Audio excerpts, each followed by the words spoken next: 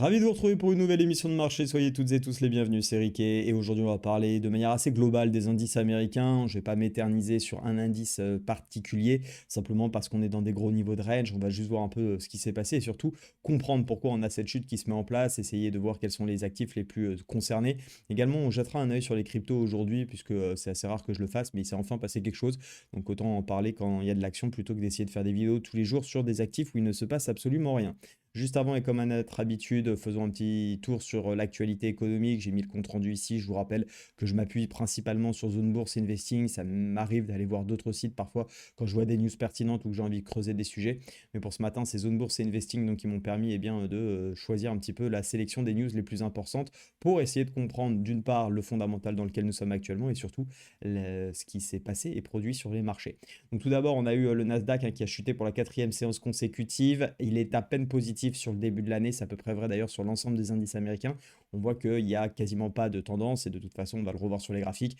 Voilà, il ne faut pas être bien, comment dire, bien intelligent ou bien en tout cas analyste pour voir tout simplement qu'on est dans un énorme range et qu'effectivement, il y a très peu de performance qui est faite déjà depuis décembre. Donc, fort à parier que ça soit exactement la même chose depuis le début de l'année. Concernant les fortes valeurs IA qui ont baissé, on a Nvidia, j'ai mis sa performance ici sur la journée d'hier, sa performance sur 2025 et ça représente assez bien cette correction qu'on a sur les marchés. En tout cas, ça pousse plus puisque la tech ne pousse plus actuellement. Et d'ailleurs, on le verra, il y en a un qui s'en tire pas trop mal vis-à-vis de ça. Je vous en parle dans un instant, mais Nvidia qui publiera ses résultats ce soir et ça sera des données surveillées parce que ça pourrait bien enfoncer un peu plus les marchés en cas de mauvaise publication. Du côté ici du Magnificent 7, donc c'est le 7 plus grosse capitalisation du S&P 500, perd plus de 10% depuis ses plus hauts de décembre. Donc on voit qu'effectivement, ça pèse forcément dans l'indice. Mais si les indices ne corrigent pas non plus énormément, c'est qu'il y a d'autres valeurs intéressantes qu'il faut savoir jouer, à mon sens. On est peut-être dans une rotation actuellement d'actifs et c'est notamment grâce à des outils comme Investing, ça peut nous aider à pouvoir investir dessus. Parce que je vous le rappelle, hein, avec Investing, vous avez des outils d'intelligence artificielle, Investing Pro bien sûr, des outils d'intelligence artificielle qui vous permettent d'identifier pas mal de choses. D'ailleurs, pour parlant de Tesla, ici, pour ceux que ça intéresse, j'ai mis un graphique dans mon canal Telegram. Le canal est totalement ouvert à tous, hein. Vous avez le lien qui est en description si ça vous dit.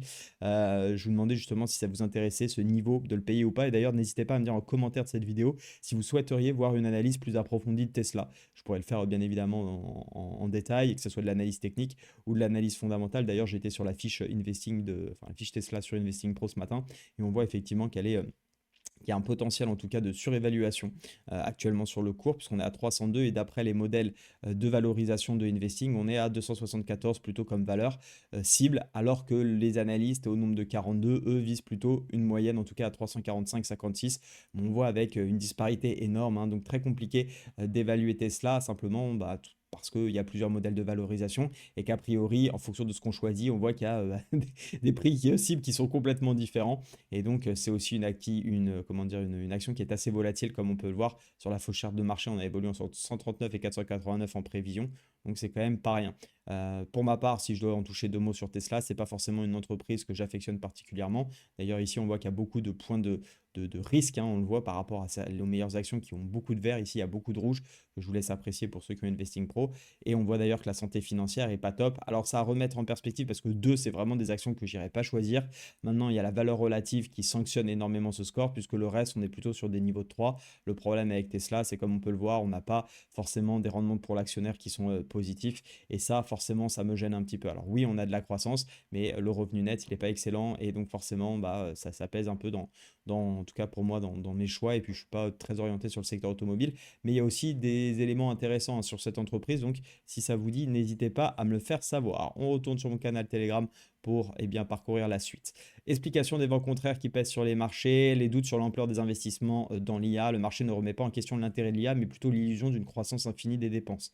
De toute façon, hein, on est à peu près convaincu tous qu'il y a une bulle, on est en survalorisation. Mais encore une fois, ça va dépendre de ce qu'on vise. Si on est là pour l'investissement, c'est peut-être pas le meilleur timing, c'est à vous d'en juger. Si on est là dans une approche plutôt trading, qu'il y ait une bulle ou pas, on s'en fiche un peu, parce que tant qu'il y a de l'euphorie sur les marchés poussent. On l'a bien vu sur la crypto pendant une longue période.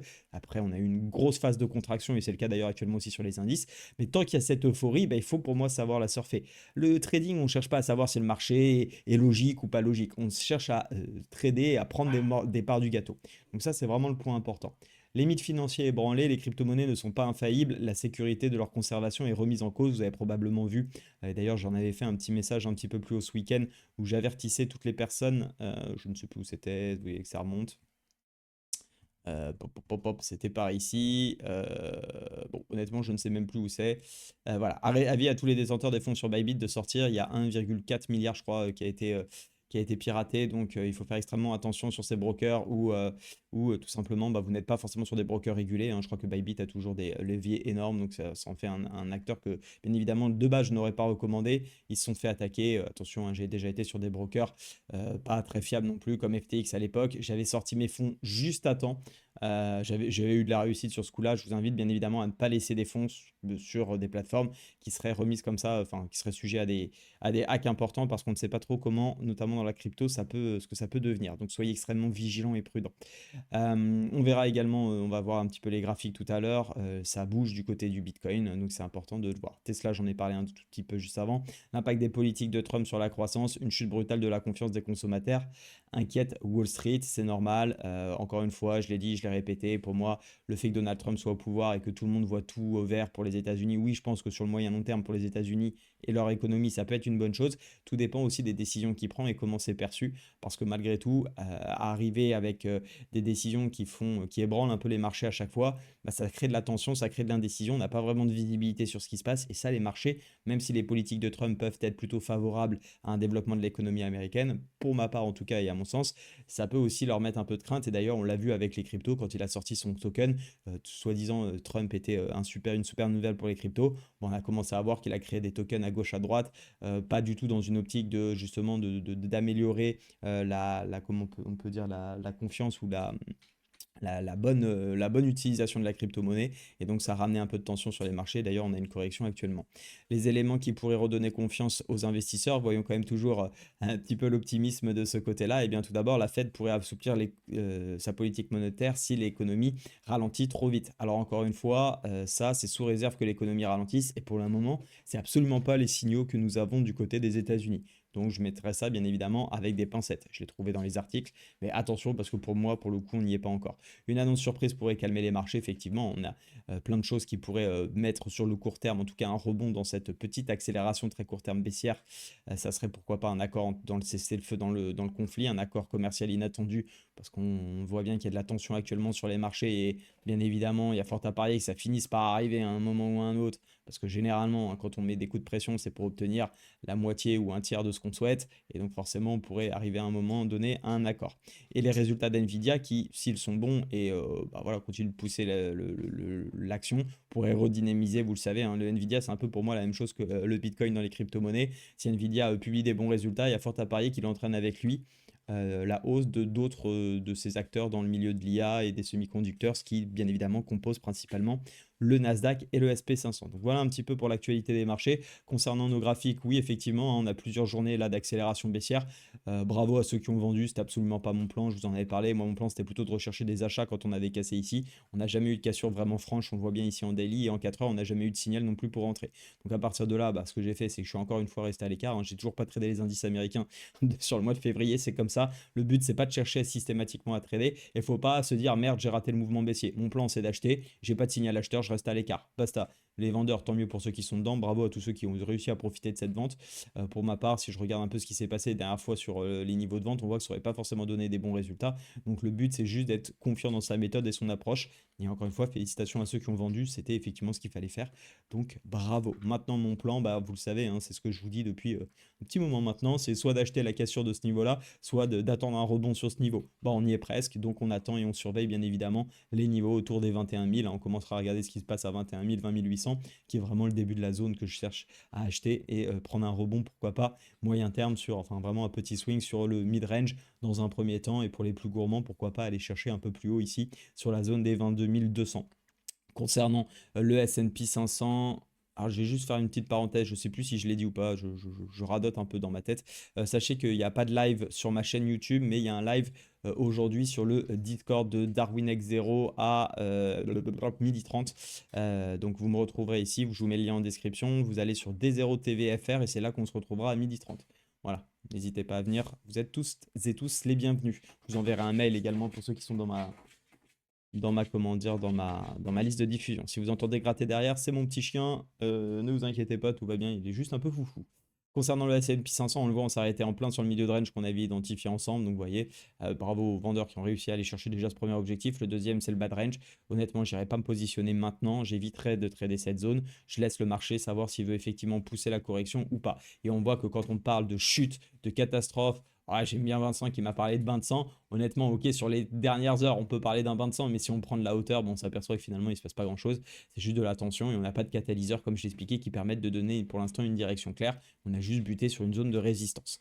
On a parlé de ça. Celui qui s'en tire pardon, pas trop mal, même si ça a encore une fois rien d'exceptionnel, c'est le Dow Jones qui a également réagi sur sa zone. Et je parle notamment de réagit pas trop mal par rapport à la séance d'hier, simplement parce que comme il est moins exposé à la tech, eh bien, il a des valeurs qui sont plus intéressantes, peut-être plus défensives, qui permettent effectivement de moins subir les baisses. Mais on le voit, lui, sa baisse s'était fait les jours d'avant. Encore une fois, hein, c'est histoire de justifier quoi que ce soit dans les articles ou autres et un petit peu de faire des lignes, j'ai envie de dire. Clairement, si on prend le détail, bah, on est également dans un range et il ne se passe pas grand-chose. Ok, ça, c'était suite au live du lundi. Je vous rassure, je ne suis pas en pause actuellement et je ne reviens pas à 9h20.